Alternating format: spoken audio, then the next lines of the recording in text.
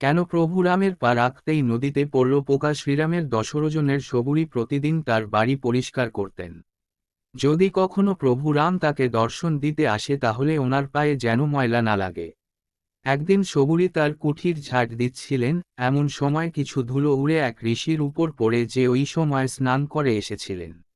এসে ক্রোধিত হয়ে সবুরিকে বললেন, দুষ্টু মহিলা, তোর জন্য আমি অপবিত্র হয়ে গেলাম।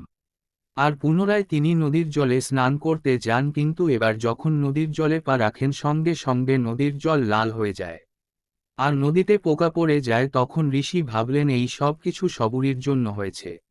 যথা প্রভু রাম যখনই এখানে আসবেন তখনই ওনার চরণের স্পর্শে এই নদীর জল পুনরায় ঠিক হয়ে যাবে।